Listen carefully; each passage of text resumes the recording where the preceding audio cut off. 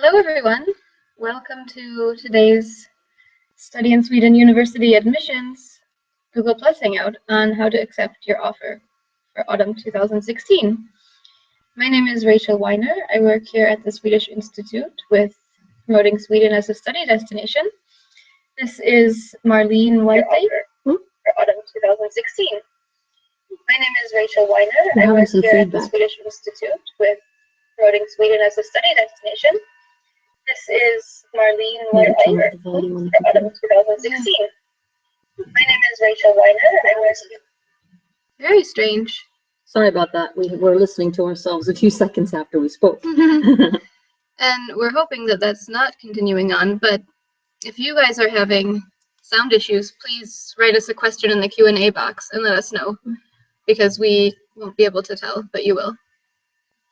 So again, for those of you just joining us, if there are any sound issues, please write about them in the Q&A box to the right side or possibly the left side, depending on your computer, of the screen. So today's Hangout is focused on accepting your offer. So if you have been accepted, congratulations. We can't wait to see you here this fall. Today, we are going to start out by going through universityadmissions.se and what you should do to accept your offer, going through the different statuses you might be seeing. And after that, we will answer all of your questions that come in and go through general next steps for you as you proceed during the rest of the spring and summer before you come to Sweden. So I'll hand it over to Marlene, who will guide you through the process. Should we go on the computer, Rachel? So we will do some screen sharing now, so we'll show you guys exactly what to expect. Let's see. Here we go. Share.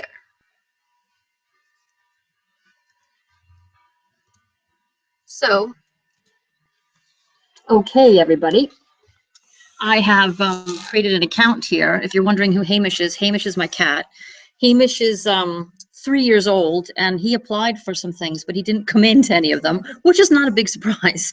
But I thought that I would log into an account anyway, so you can have an idea of where I'm talking about when we talk a little bit about how to accept your offer. So I'm going to log in here, and as I said, you're not going to see anything. He hasn't paid his application fee, so he has a lot of issues, although he did want to study chemistry and electronics, which I think for a cat would have been just perfect. For those of you who've received your admission results, there are actually probably 3 things that we're interested in talking about today. One is if you've been placed on something called reserve, which is the same as waiting list. You could also have been accepted for your program. And you could also have, at this point, not been accepted, or you see that something has been deleted. A lot of people, the first question they ask is, but why have I only been accepted to 1 master's program? I applied to 4. What happened to the rest of them? Here in Sweden, you can only be accepted to 1 master's program, and that's why it's so important when you rank your choices that you put the one that's the most important at the top, because that's the one that we consider first. So we looked at your first choice first. And if you were offered a place, then you were offered a place there, and the rest of them were deleted. If you weren't eligible for a place in the first program that you wanted a place in, then we look at number 2 down through the list. If you were accepted to your first choice, you're just going to see that you're accepted to your first choice, or maybe to your second choice. Congratulations. What you need to do at this point is make sure you click on yes and submit your answer. Because in Sweden we have two rounds where we actually look at who's going to be awarded places. And so now we've done the first selection, and we have a second selection that's coming up soon. In the second selection, we look at, okay, who has said yes to their place. If there are a lot of people who haven't said yes to their place, it could open up a lot of places for other people who maybe are on a waiting list, and we'll take a look and see if anyone's going to be able to come in and get a place after that. But it's very important that you answer yes and by our deadline, because if you don't do that, you won't be considered in the second selection. So really, it's pretty much as simple as that. As far as waiting list, we get a lot of questions about waiting list numbers and where am I on the waiting list. Most students get some kind of number, some students don't. The thing that's so difficult with waiting list numbers is it all depends on what the students who've been offered a place do with their choice. If they decide, if everyone that's been offered a place says yes to it, then it doesn't really matter what place you are on the waiting list. There won't be any places available. But it could be that for some reason there's 30 spots available in a program, and there are only 15 people that have said yes to their spot. That's great. That leaves 15 spaces open for others who are interested. So definitely answer yes to your waiting list so that you can be considered in the next selection. You may also see that you are conditionally admitted. There are a lot of people who get conditionally admitted. I can say personally that I would love it if they wouldn't have that anymore, but I understand why we have it. Conditionally admitted means that you're admitted, but there's something else that you're going to have to do. And really, there's only two things that can be. One, for just about every student who has to pay tuition fees, you're conditionally admitted until you've paid your first installment of your tuition fee. That information is going to come to you from your university, not from university admissions.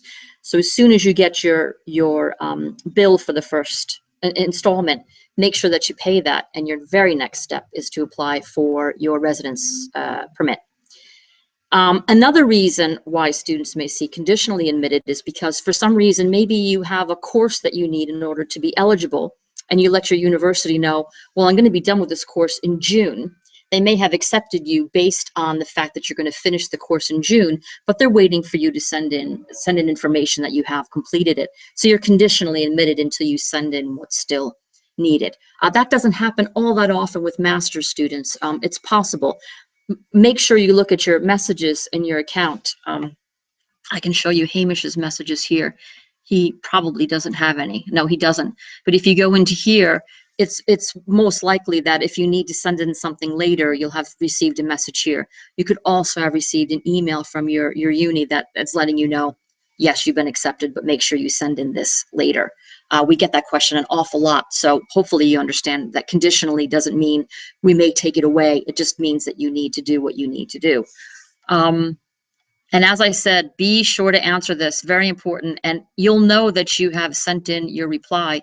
You'll receive an email at the address that you use to log in that will let you know that you have replied to your offer. And this is what you had to say for that.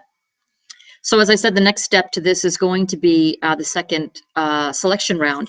And during the second selection round, everybody will be looked at again. I know sometimes there are questions, Rachel, that people ask about if they've been placed on reserve, for example, and have been accepted into a course, and they're have also applied for a study in Sweden scholarship, and they're not exactly sure what to do about that. That's a question we get quite a lot. And one of the things to think about is that it's very important for you to reply.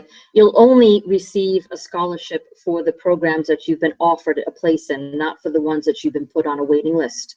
But you must answer yes to the ones that you've been accepted to, because if you don't, you won't be able to get the study in Sweden.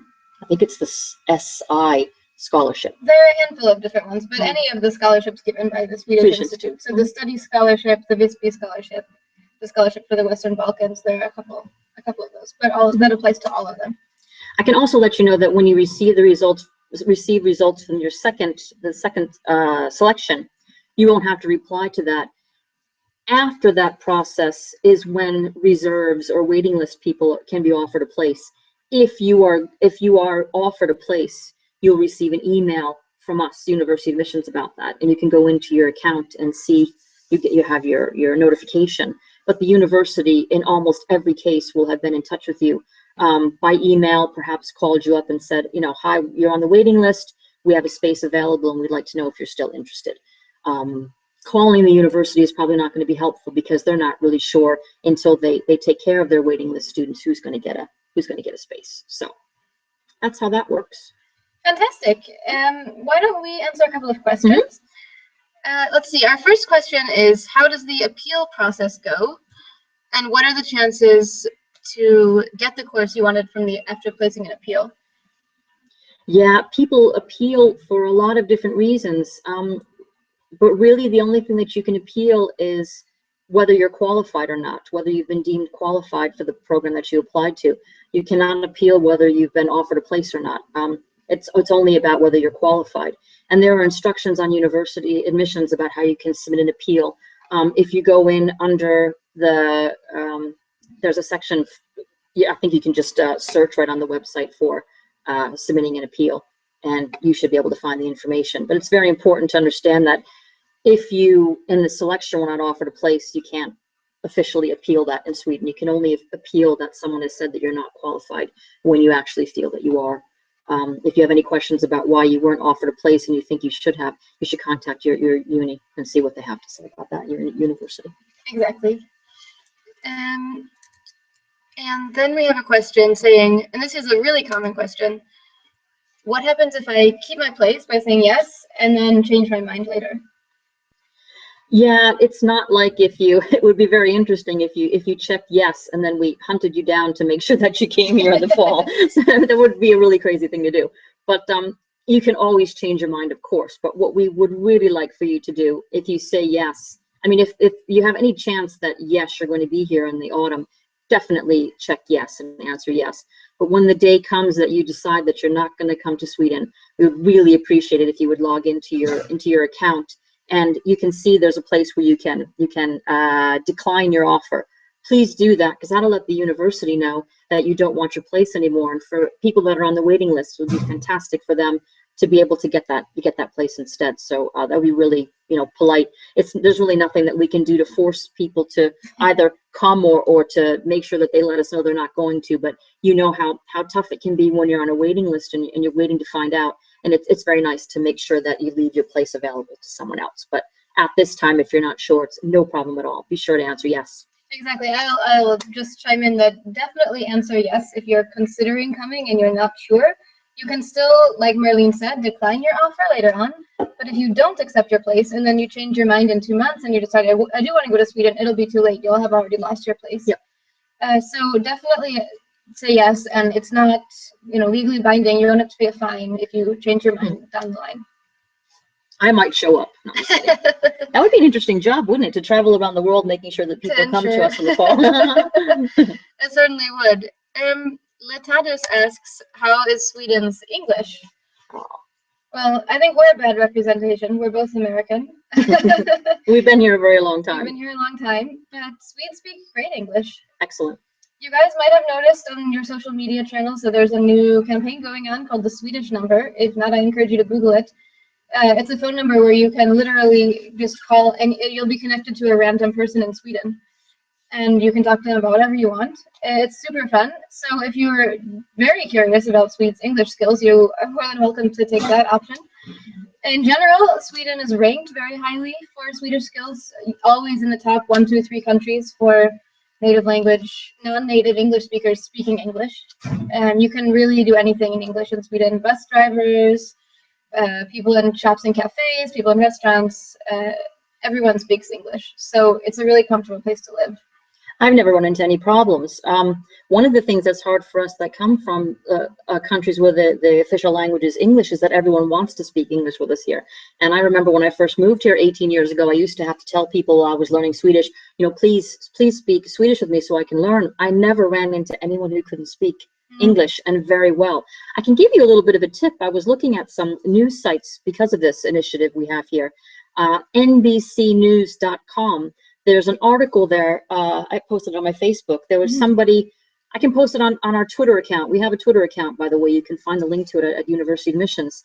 But there was someone from NBC News that had phoned Sweden, and there's a transcript of the discussion they had. And you can see in the transcript, the English is excellent. There's a woman who I think she's 68, perhaps. Absolutely fantastic. So yeah, that's exactly. Neat to look at. Yeah, for sure. It's definitely people of all ages speaking English as well. One reason is because TV and movies here are subtitled and not dubbed. So you can also go to the movies here in Sweden in English. Yep. It is good to know, though, as long as we're on the topic, that if you are planning to work in Sweden later down the line, you will need to speak Swedish in most cases. It's very easy to be in Sweden without speaking Swedish, but if you do want to join the workforce later on, it's a good idea to start studying Swedish as soon as you can, because it makes it a whole lot easier to find a job. Most companies in Sweden, for natural reasons, have Swedish as their working language. Of course, there are also some big international companies with English, but if you want to be working here and integrating into society, speaking Swedish is really important. Yep. Here we have a question, when we will receive an answer about university tuition fee waivers and start a residence permit process. The waiver must be because of the scholarships, yeah. So, yeah, I assume, Rudy, that you're talking about university scholarships, which tend to be tuition fee waivers. And in that case, it really depends on the university. So I would suggest checking with the university you applied to find out when they'll be getting in touch with you. In terms of the residence process, though, that is, if you are dependent on a scholarship, then it's dependent on finding out about your scholarship. Then the next step for everyone who is not an EU citizen or a Nordic or Swiss citizen, actually a Nordic, Swiss citizens do need residence permits, is to apply for a residence permit. And in order to do so, you need to have paid your first tuition fee installment. So if you're going to be paying your fees with a scholarship, of course, you would then need to wait until you find out about the scholarship. But if not, we really encourage you to pay your first installment as soon as possible. You'll hear from your university directly about how to make the payment. I just want to say that I recognize Rudy's name from Twitter. I know Nice you, Rudy. Great. Ashraf has a question about conditionally admitted statuses. Should we go through what it means to be conditionally admitted again? Yeah, it says that you have 2 reasons here, so I'm not exactly sure if there's something that's more specific that you've received. But really, the 2 reasons are either that you need to pay your first installment of your tuition fee, so you're considered conditionally admitted until that's been paid. So it doesn't have anything to do with your status or eligibility or anything. It's just sort of like a technical administrative thing. But it could also be that the university wants some kind of documentation that you don't have yet and will be getting later. An example I used earlier was, if to show that you're eligible for some kind of program, you need to have completed a course and you're going to complete it in June of this year, that they're waiting for you to send in some kind of document to show that you finished that course. Those are the only 2 reasons that I can think of. If there's something else that's written there that you don't understand, please feel free to send another question so I can take a look at it and see what that might be. Great. So we have, let's see, actually our very first question was if there is any housing assistance for EU students, and specifically for Malmö University. So this depends very much on the university. Some universities don't guarantee housing, some universities do, some have something in the middle. We unfortunately don't have specific information about any university's housing policy, including Malmö, but we would recommend getting in touch with Malmö University, or of course everyone else with your university, to find out what policy they have. And if they don't guarantee housing, I would definitely recommend getting started in your search now, just in terms of familiarizing yourself with what's available in your city, signing up for any housing queues. We could actually take the opportunity to very briefly go through the housing system in Sweden for whoever is curious. In Sweden, university housing is essentially always through separate housing providers. So it's not like in some other countries where the university has dormitories on campus. In Sweden, you'll be living, it could be in a student dormitory, but it'll be owned by another company and not actually arranged through the university. The university, of course, will be able to give you contact details for their local housing providers. So as soon as you're accepted, your university should provide you with information on housing, but if they don't, I would very strongly recommend going to their website, find out what applies for students there, email your program coordinator, and see what you need to do to get housing. And if you're told that your housing will not be guaranteed, in most cities in Sweden, there are what's called queues, or systems where you sign up, and then every day you earn another point, another queue day. And the people with the most queue days then apply for apartments, and whoever has the most queue days wins. This also applies to student rooms in a lot of cities. So for that reason, it's definitely good to sign up for one of these lists as soon as you possibly can, so that you have more queue days when it comes time to find an apartment. Of course, there are also private housing markets in Sweden, and we won't get into the details on individual cities because you guys will be going all over the country, but it's a good idea to check with your university and find out what applies. Most international students will be living in either corridor rooms, student halls, or dorms, as they're called in various parts of the world, or student apartments, sharing with a couple of other students, or just finding an apartment on your own in the city either on your own or living with someone else who's renting out a room. Those are the most common housing forms here in Sweden.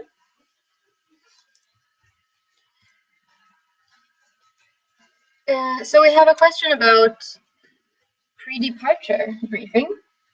And this kind of varies, actually. As you can see, most of the answers vary depending on where you're going. Pre-departure events are actually held either by the Study in Sweden group here from the Swedish Institute, or various embassies and consulates, and sometimes other organizations or individual universities all around the world in a select number of countries. So for instance, this week we have a couple of events in China and also India and Bangladesh. If you have been invited to one of those events, you probably already know. If you are wondering, if you haven't received any information about an event in your country, I recommend you to contact your university again and find out what applies. They'll definitely, no matter where you're going, send you information about what to expect, probably after receiving everyone's answer this week. But of course, if you get in touch with them now, they should be able to send you some basic information.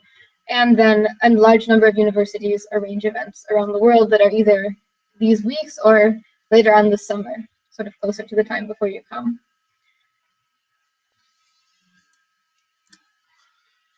Let's see. We have 4 more questions, and please feel free to keep asking questions. We are more than happy to talk to you guys. We like questions. We love questions. So when do we get to know if we are accepted for a program that we're still on the waiting list for? Yeah, actually the next step is this second selection, and after everyone has replied to this first notification, then we'll go through the second one. And as I said earlier, if there are people who have not accepted their place, then people on the waiting list will be considered for those places. So you'll all receive your second notification in a few weeks, and on that you'll see if you've been given a spot from a waiting list spot. You can also be eligible for, or maybe receive a spot after that. And as we talked about a little bit earlier as well, it could be that someone has thought that they're going to come to Sweden, but maybe in July has decided that, I'm not going to be able to attend. And that's going to free up a spot. And the university will take a look at their waiting list and take the next person and contact them.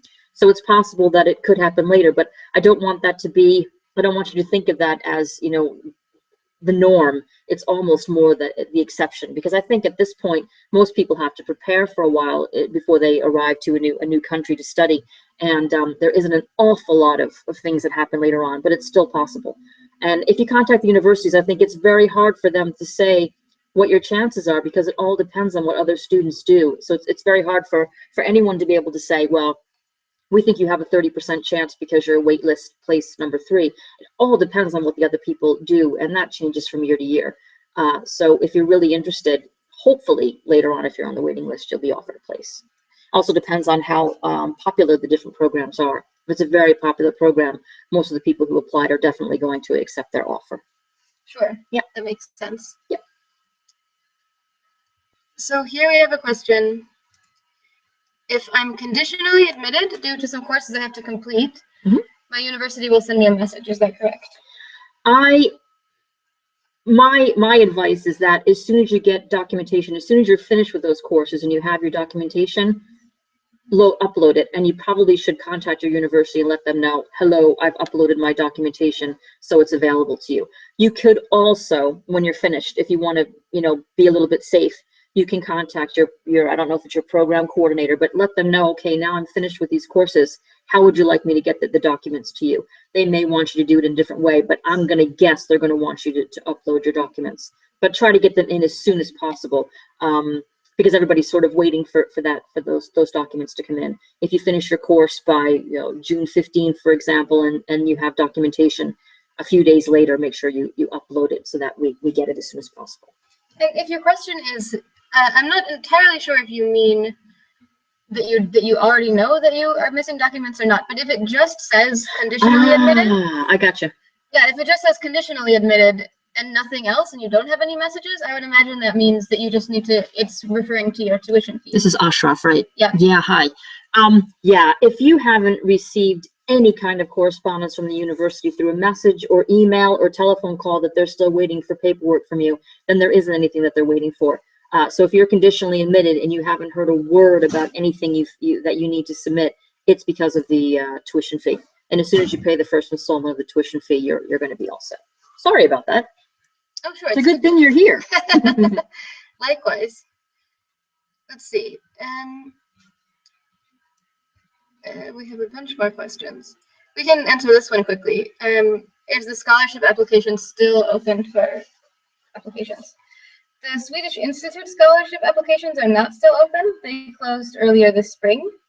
There are, of course, other scholarship opportunities. So your first stop, I would say, is check with your university. I would imagine most of the universities at this point have also had their deadline, but it's possible that some universities are still offering scholarships, so definitely check that out. You can also check if your country has a national scholarship program. And I would really recommend just doing a lot of Googling for scholarship programs. There are lots of scholarships out there. We don't know about all of them. You probably don't know about all of them, but there are a lot of ways to get your studies funded. So just to clarify, Swedish Institute scholarships are no longer accepting applications for this fall. They'll open again this, I guess, this coming winter for then autumn 2017. If you go to studyinsweden.se/scholarships, so Study in Sweden, the website, in the scholarships section, we have information about various types of scholarships that are available. Isn't it Gothenburg University that has a very good list of different things you can take a look at? You'll find that there. I remember seeing that. If you go to the University of Gothenburg's website, they have a very, very long list of scholarships for students all from all over the place. So that can be a good place to check as well. Let's see. Would it be possible to ask for a letter of acceptance from university where you're still on a waiting list? If you're on the waiting list and you haven't been accepted yet. So, but we don't provide any special letters, because when you go into your account, if you remember when I was in Hamish's account, when you go into applications, there's a PDF document available there that you can click on and download, and that's an official document. Embassies, consulates in Sweden all know that this is a document that can be recognized. There's no problem with that at all. You won't receive any type of other letter, so that's the one that you should use. If there's any kind of strange thing where you need something else, I would contact the university. They'll be able to give you some type of letter, but in all cases that I know of, that PDF document has worked just fine. And it'll show on that right now that you're on the waiting list, so you can use that. Great. So here we have a question about what can an international student who doesn't speak Swedish do to earn money to live? I would say first, it's good to know that it's not a great idea to come to Sweden planning to work to support yourself fully. Firstly, in order to get a residence permit, you will need to prove that you can support yourself financially during your time here. Secondly, although there is no limit on how much you can work during your studies, your primary occupation while you're here should be studying. And thirdly, it's difficult to find part-time jobs in Sweden. It's possible, but it's not a good idea to come expecting to easily find a part-time job where you'll earn enough money to support yourself, especially if you don't speak Swedish. But to be honest, in any case, the Swedish labor market has, for a lot of reasons, it's difficult to find just part-time jobs where you earn lots and lots of money. There are a lot of full-time jobs and not as many part-time. And again, especially if you don't speak Swedish. So I would say, depending on where you're studying, in the student cities like Uppsala and Lund, there are a lot of student organizations called nations, and a lot of international students and Swedish students work there. When you work at a nation, you don't make very much money at all, but you do it mainly for a little bit of money to have, pocket money, and to make friends at the nation. Everyone who works there is a student. If you're studying in a bigger city, there's an agency called Academic Work, for instance, that helps students to find small part-time jobs. A lot of them require Swedish, but not all. Through your university, most universities now have career centers, and they will probably be in touch with companies looking for students who are looking to work a little bit extra. And then, of course, there are the classic part-time jobs that you can find anywhere, working in a restaurant or a cafe, handing out newspapers, lots of sort of small jobs. But it can be a little bit difficult if you don't speak Swedish. Not impossible, but a little bit harder. So those will be my recommendations. I would also add that, I think this is actually a good time, and I'm going to show you guys a couple of websites that can be good resources for you. So we're going to go back to screen sharing, which I believe is here. Let's see, let's do Google Hangouts. Share. Oh, that was very interesting. This has turned out strangely. Let's do again, entire screen, and see if that works. Share. Okay, so hopefully this is working now. So if you go to our blog, which is a part of studyinsweden.se, blogs.studyinsweden.se, you will find posts from international students from all over the world, our current digital ambassadors, writing about a bunch of different topics. And one of the topics that several of them have written about is working in Sweden. So I would definitely recommend checking out what they have to say. A lot of them have written really useful advice on how to find jobs, different websites where you can find opportunities, and more. So the blog is a great place in general, not only to read about what it's really like as a student in Sweden, and our bloggers have written a lot about lots of different topics, but also to get in touch with people if you want to find out more. So as you can see, everyone has an email address here, and they're all more than happy to chat with you. So you can either find someone from your country or a similar country or from anywhere that sounds interesting to you and send them an email with any questions that you have, and they'd all love to hear from you and give you advice and sort of first-hand experience about what it's really like in Sweden, what you can expect, and how to prepare. You can also check out studyinsweden.se, our website. We have a list here of 8 ways to prepare for your studies in Sweden. And we've talked about accepting your offer, which is number 1, and paying your first tuition fee installment, number 2. But there are a couple of other things you can do as well. So we talked a little bit about applying for a visa or residence permit. If that applies to you, if you're not from an European Union country, that will apply to you. We would heavily recommend applying as soon as possible. And you can apply as soon as you've made your first tuition fee payment. So that's another reason to pay as soon as to accept and to pay as soon as possible so that you can get started applying. I was talking to the Swedish Migration Agency, and the best way to apply is online by far. Yes. Very quickly. It's a very quick process if you take care of it online. Exactly. You technically, I guess, can apply offline, but they heavily recommend that you apply online. It's a much faster procedure. And here on the Migration Agency's website, you can find exactly what to do to apply. You need to be admitted, you need to have a passport, and you need to be able to support yourself. So it's much easier for you guys to read this yourselves than for us to kind of summarize it, but please check it out and apply as soon as possible so that you don't end up waiting too long for your residence permit to come back. I thought maybe I'd say one thing too, Rachel, now that we're looking at this information about a residence permit. We do receive the question from students that are not in an EU country if they should apply to the second admission round. The deadline is this Friday. And there isn't anything, of course, to stop someone from applying to international courses and programs to this in the second round. The problem for students that need to get a residence permit is that you're not going to receive your notification of selection results until July. And we've spoken to the Swedish Migration Agency, and they said there's no way they can guarantee that you're going to get your residence permit in time to attend here in August.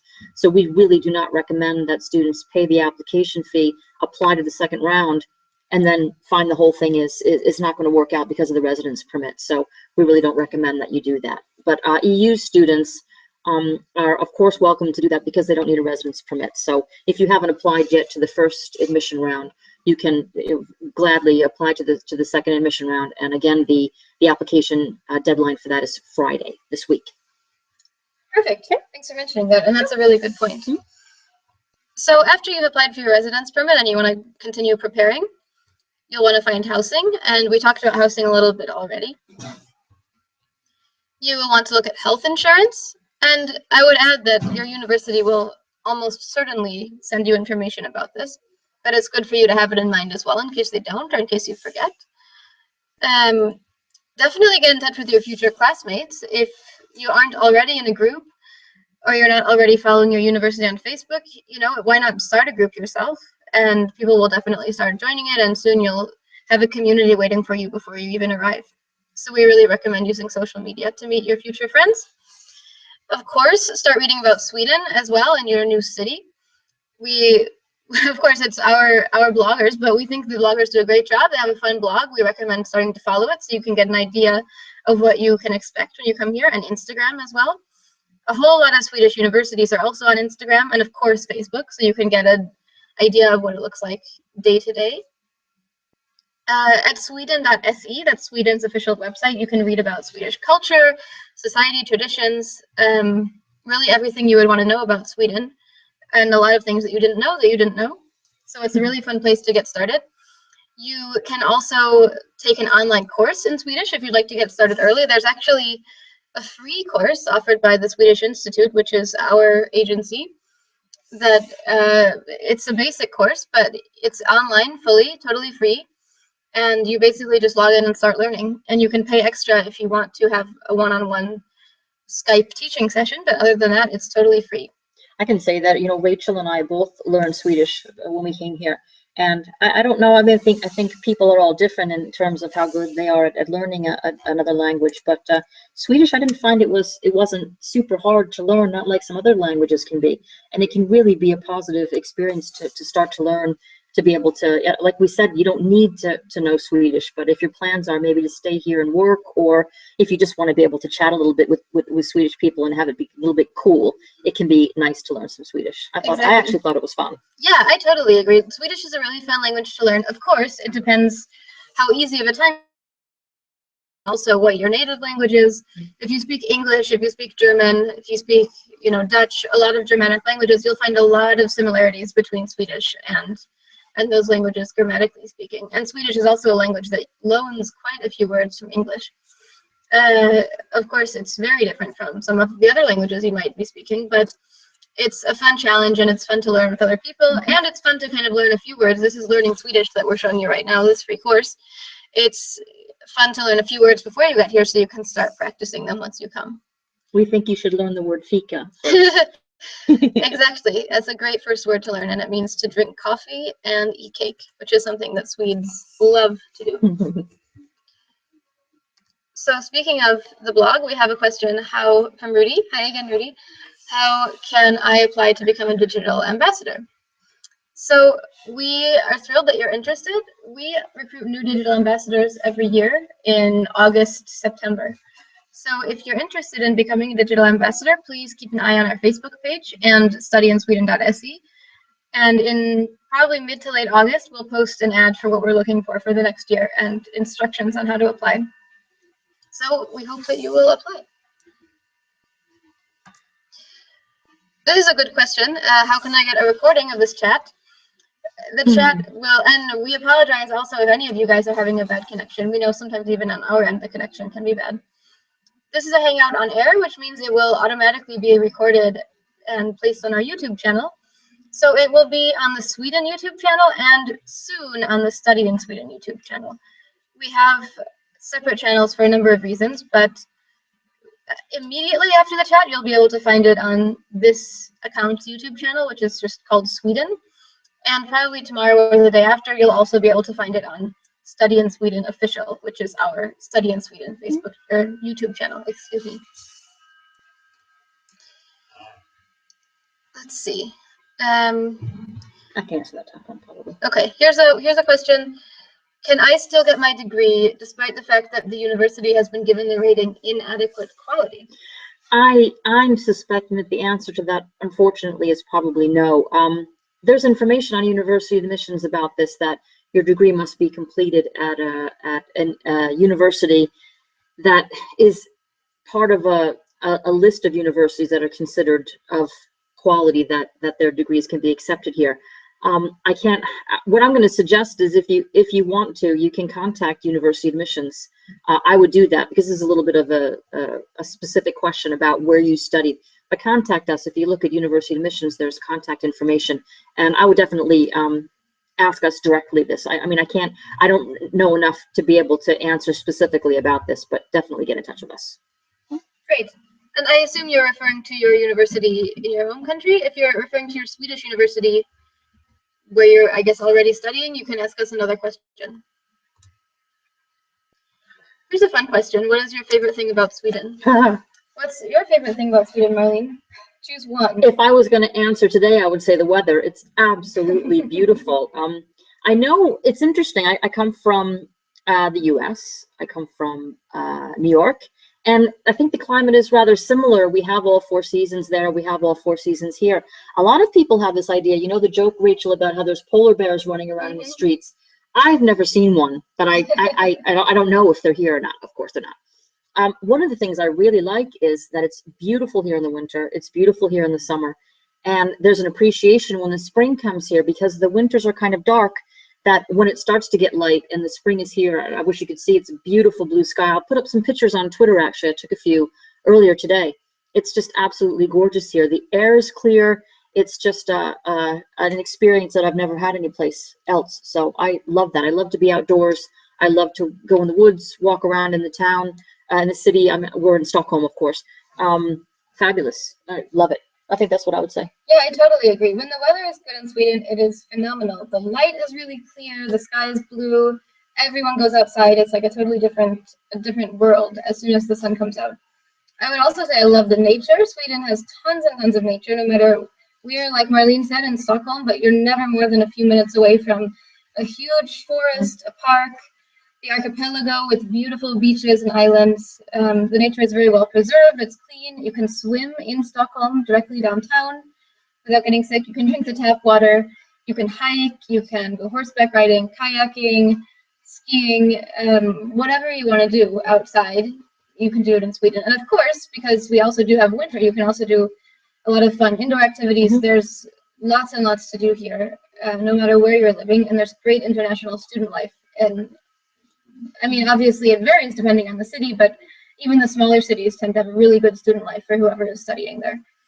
And of course, we talked about earlier, fika, a very Swedish tradition.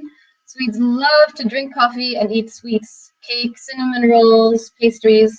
It's very important to Swedish society. I guarantee you that at your orientation meeting at your university, the university staff will start teaching you about fika. We're very proud of it. We love it. It's a big social time for us. We work and we have 2 fikas every day, and you know, everyone goes in and talks about their lives, and students do the same thing. Friends come to visit, and you go out for a fika. It's just really lovely. I love it. It's great, and we're sure you'll love it too as soon as you come. You can start doing it at home as well.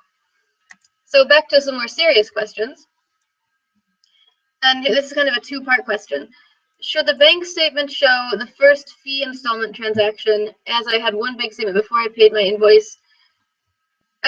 So you mean, should the bank statement show the first fee installment, as the payment process might take some time? That's a good question. Yeah, I'm not really sure about that. I would suggest that you contact your university, because they're the ones that are responsible for the first installment and the tuition fee. I work for university admissions, and we take care of you during the whole application process. But as soon as you've been notified that you've been accepted, the process really is taken over by the university itself. So get in touch with them and ask them. You know, you can give them a call or send them an email, because I'm not sure, and universities have really different kinds of answers to things. So definitely get in touch with them directly. They'll be able to help you out. Great. Thanks, Marlene. Let's see. This is a good question. How efficient is public transportation here in Sweden? Exceptionally. Very. I think every day I'm on the public transportation system. Fantastic. Totally agree. Yeah, we don't even need to say too much more about it. Like anywhere, sometimes there are delays, but by and large, it's something that a lot of people comment on after moving here, especially coming from countries where it's totally unreliable. In Sweden, every city has great buses, trains, trams, what have you. It's especially if you're studying, you'll be at a university in town somewhere, you definitely don't need a car. No, I don't have a car. Very, very, very few students own cars. And if they do, it's like in the garage of their parents' house. It's very easy to get around with public transport or walking. Biking is also, riding a bicycle is very common as well. You can get anywhere. And also between cities too. I mean, if you were to start studying in Stockholm, for example, I have a meeting in a month, and it's in Umeå, which is further south, further north in Sweden. And I mean, I could take a plane if I wanted to, but it's not very good for our environment.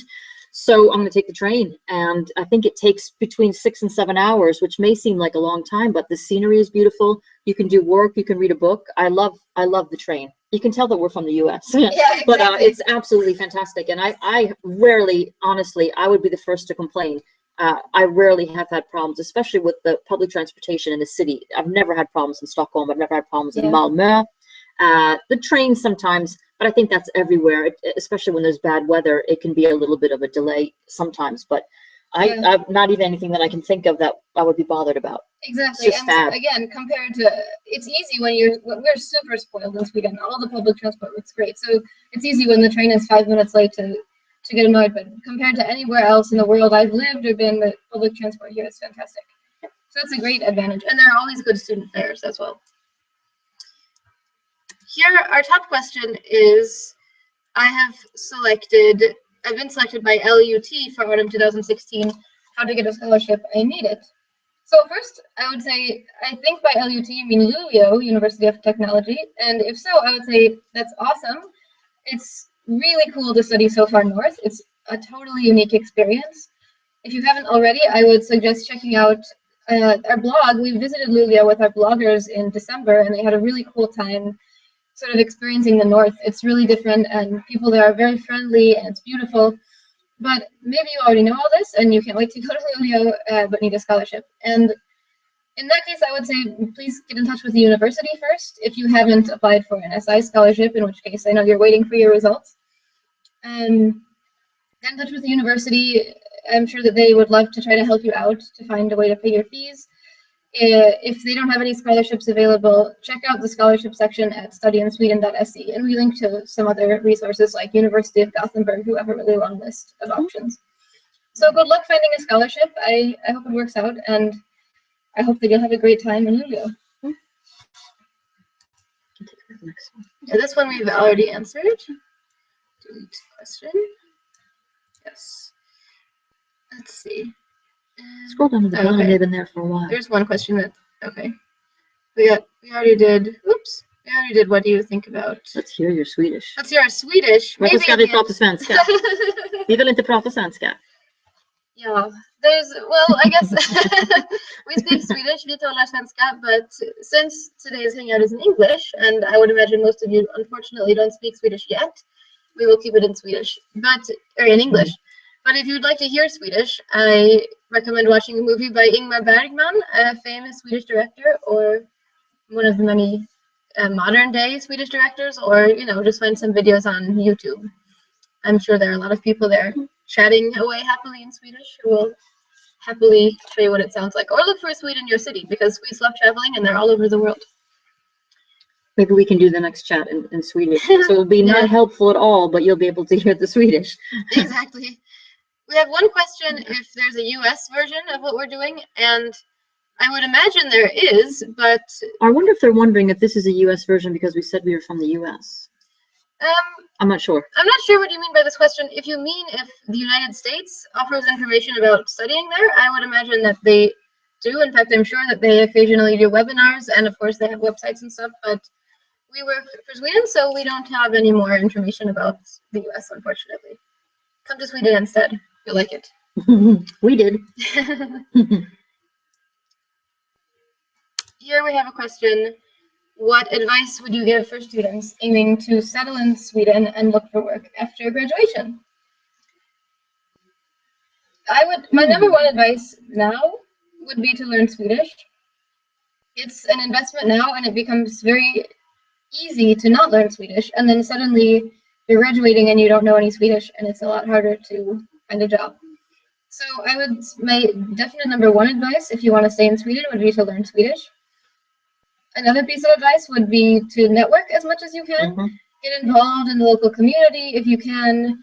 Do an internship or volunteer, or in some way start spreading your network. Although Sweden is a very transparent society in that it's not very corrupt, it is still, like everywhere, a country where networks play a big role when you're trying to get a job, especially your first job. So if you spend your time in Sweden as a student, if you really take advantage of the opportunities that provides you to get to know people, to visit companies, to do internships, whatever, it really helps you down the line when you say, okay, I need to get a job. Here are people I can ask and tell that I'm interested, as opposed to starting from just, no networks at all. You learn an awful lot from getting to know Swedish people. I know that's what I did when I came here. Lots of different opportunities to do that. Some cities have meetups, for example, where you can do activities with people. Ask at your university, are there clubs for this, or are there groups that go and do that? And definitely try to meet people that are here. They have knowledge that even we don't have, about opportunities and things to think about, and tips or whatever. And just making friends here is a fantastic thing as well. Yeah, exactly. And especially with your professors. Something that's really unique about Sweden compared to at least some countries is that there's a very informal relationship between professors and students. You'll call all your professors by their first name. And really, if you're interested in working in your field and working in your field in Sweden, your professors, of course, will know a lot about that field in Sweden, and they'll have their own networks.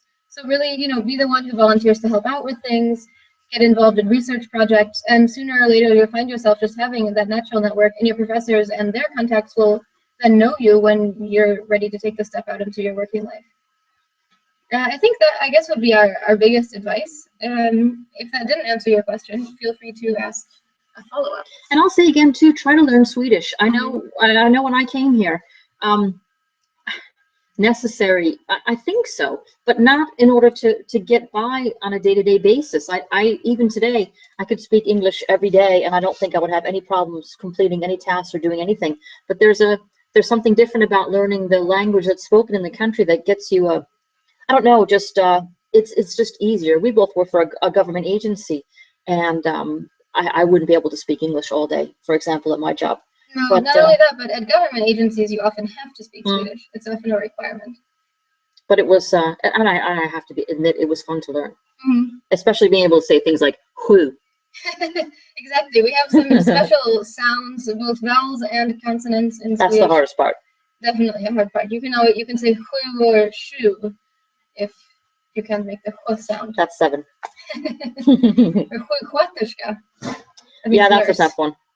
There are a bunch of difficult words that you'll have to practice a number of times, but you'll get there eventually. And I figured it out as an old person, so you're all set. You're young people. Exactly. We have another question about finding a job, and we mentioned a little bit earlier. We can touch on it once more, but it is possible to find a part-time job. It is difficult, and we would not recommend being dependent on a part-time job when you're studying here, because it can be hard, especially depending on where you live. But universities have career centers, and I can't guarantee that every single university has one, but I would say most, and probably every university that you guys are applying to would have career centers that have connections with local businesses. Depending on the specific career center, their focus may be more on helping you to find a full-time job after your studies, helping you to find some place to write your thesis, or part-time jobs. But check with them, get in touch with them, don't be afraid. And hopefully they'll help you to be able to find something. There are also a couple of websites. The biggest one is known as academicwork.se, where they list job offers. Companies will come in and list jobs that they need a student for a few hours. And of course, there are also the traditional sort of part-time jobs, working at a restaurant, working in a cafe, and so on. But those can be difficult to get. There aren't very many. There are a lot of people who want them, a lot of Swedes who want them, and a lot of international students who want them. And when you're working in the service industry, it does help to be able to speak Swedish. So for that reason, it can be quite difficult. Yeah, it's very important to think as well that a lot of people who are coming here to study have English as a second language or a third language, and studies are full-time for students who are here. Just be careful about spending too much time on trying to work. I say that to everyone who comes here, because it's very important to focus on your studies. Otherwise, you're going to find yourself, behind, and that's not a good place to be. We don't recommend that anybody work too much. If you can manage to find something small that you can do, maybe a little bit more for the fun of it than the money, actually, that could be okay. But make sure that you give the time you need to your studies. Great. So let's see, we have a few more questions and we have a few more minutes. Put the one about the invoice there. Yeah, so we have one question about paying your invoice. Where will it come from? How will you get it, Marlene? Yeah, I can answer this again, that it's the university is going to send you your invoice, and it's different for each university. I'm going to guess it's going to be very soon, but some of them send emails. I think actually almost all of them send an email because it's the easiest way to get in touch with you. It'll be any time now. Some universities, I think, wait until after the second selection, the second notification, for when everything is settled and they send out their invoices. If you haven't heard anything by then you can always send an email to the university and ask what the situation is with that. But I've never heard of any problems that people have gotten one too late, so they couldn't do the other things that they need to do. So a little bit of patience. It should be there with you soon. Fantastic. Let's see. I think we have time for a couple more questions. I'll very quickly answer your follow-up question about Lulio. It's really better to get in touch with them directly with specific questions. They have a good website in English where you can read about them. I would say briefly that Lulio is known for having some really cool and unique research programs. They do space engineering. There's actually a space station up there in Kiruna, which is a close by town, where they launch shuttles, and you can study space engineering. Also, a lot of stuff having to do with the Arctic, with natural resource management and forestry. And I think quite a bit of general tech programs as well. Something that not a lot of people know is that Facebook actually had their first international server hall built in. Now I'm concerned that it's actually Umeå, but in Luleå. I think it is Luleå. Yeah, I think it is Luleå because it's so cold there that it doesn't. They don't need to spend money cooling down the server halls. So there are good links to the tech industry up there as well. So it's a really good school. It's very unique. It's a young university, and they have a lot of research that isn't being done anywhere else. But in terms of your other questions, I would really recommend just following them on Facebook, reading their website, and getting in touch with them, or even asking them to put you in touch with a current student. Unfortunately, none of our bloggers right now are from Luleå, but they'd be more than happy to help you get in touch with somebody who can help you figure out if it's a good fit for you. Definitely. And the same applies for every university, of course. Let's see. We have 2 more questions. What does a usual day look like for a student in a Swedish university, and how to organize your time? Yeah, I didn't study here in Sweden. I came here because I was in a relationship with a Swede. I've been here for 18 years. I know people who have studied, of course, and I've been working with universities, students for a long time. Organizing your time between studying and social activities is always a challenge. And, you study too much and you feel like you're not getting to know anybody. You're spending a lot of time getting to know people and you feel like you're neglecting your studies. I think it takes a little while to get in kind of a rhythm and get a balance going, but I think you're going to know pretty quickly if you're not spending enough time on your studies. I think if you will say the same thing, Rachel, that make sure that the studies come first and then spend your time studying, because it's meeting people, because it's really, I used to say to the students that I worked with when I was in the US that it's, especially for students that are paying tuition, it's going to be a very expensive party if you spend all of your time socializing and you don't take advantage of the fantastic program that you've paid for and signed up for. And I know it sounds maybe a little bit harsh, but it is true. And I'm sure you all know that as well. You'll find the balance. I think you'll know as soon as one starts to get hurt, and this is going to sound like a silly thing, and I say this from my own experience, make sure you get enough sleep, because it's so easy to try to fit in everything. It's so exciting, and up all night talking with people, and you're studying, and just make sure that you realize that you need to get some sleep. That was a big mistake I made, I think, my first year at university. Not sleeping enough? Yeah, I did well, but I was so excited, I think mostly because you could order food in the middle of the night and they would show up with it. Not as much here, unfortunately, in Sweden. No. Restaurants tend to have more traditional opening hours in Sweden, but I would add that in terms of the typical day, it really depends what you're studying. If you're studying the humanities, maybe a little bit of social sciences, you might have fewer hours of lectures and seminars and more time doing independent work or doing group work. So you might look at your schedule and say, oh my God, I have 4 hours of class this week and then nothing else. And that's because you're actually expected to spend the rest of your time studying on your own or doing projects. Whereas if you're studying something more technical or engineering, you might be in class every day from 8 to 5 doing projects and working in a lab. So it really depends what you're studying. I would, especially to answer this question, really recommend getting in touch with our bloggers, our digital ambassadors, and you can reach them through the blogs.studyinsweden.se. that we showed earlier. They're really happy to email with you guys. They all have listed their email addresses there, and you can find someone who's studying at least a subject similar to you and kind of get a better idea from them about what you can expect your time here to look like, and especially depending on your city. We mentioned earlier a little bit, Uppsala and Lund are the traditional student cities in Sweden, and they have a very particular student life that's really fun, and it takes a lot of your time. Other cities also have great student life, but it looks a little bit different. And then in some cities, like in Stockholm, you might find that instead of doing student activities, you're doing more just general activities in the city, getting to know people from all over the place. So I would recommend getting in touch with a current student. And of course, not only can you contact our bloggers, you can also ask your university to put you in touch with current students, and they'll be happy to do so. Another thing I can say too is we have a studievägledare, what you call them, guidance counselors at the university. One of the really important things is scheduling your time appropriately. And if you find in the beginning that you're, okay, I have 4 hours of lectures, as Rachel said, and you're not really sure what to do with the rest of the time you should be using, go to see your guidance counselor immediately. They can help you schedule, okay, on Mondays I should be doing this, on Tuesdays I should be doing this. They're fantastic. They'll help you with all kinds of different studying skills. That's one of those things where it's better to attack in the beginning and ask for help, just, you know, maybe some support in the beginning, than waiting until perhaps you get into a situation where you're feeling uncomfortable and I'm not really sure if this is what I should be doing. Go to them right away. They'll be available at any university. Yeah, I definitely agree.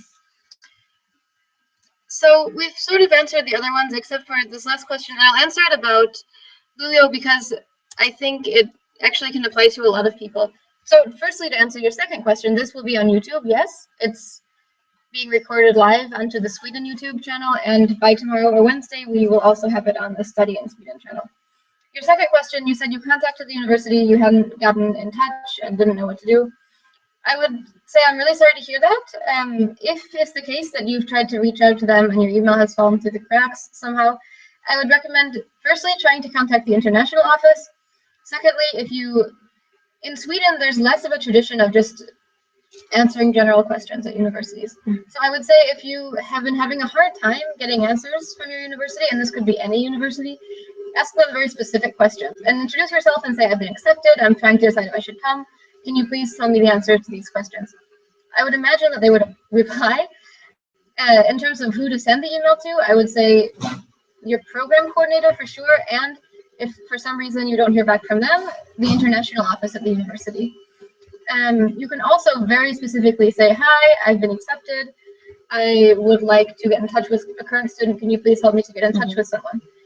And I would, after all that, I would imagine that essentially every university would help you. If for some reason you still haven't managed to find someone through those routes, I would suggest writing on their Facebook page that you're looking for someone, or just starting a Facebook group, you know, accepted students to whatever university for fall 2016. And I bet you that people will start to join eventually because they'll search for the same thing and find it, and then you guys can start talking. You could also look for like the student union's Facebook group for that university and post in it.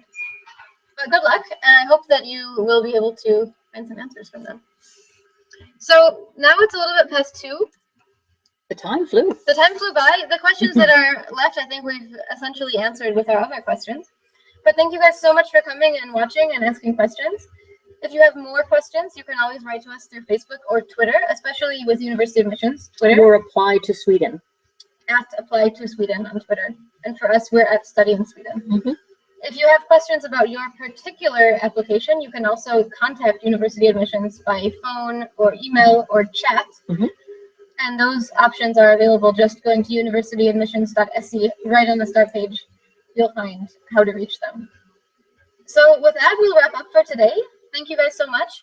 Please don't hesitate to reach out to us or our bloggers with any questions, and we hope we'll see you this fall in Sweden. Thank you. Have a great day. Bye. Bye-bye.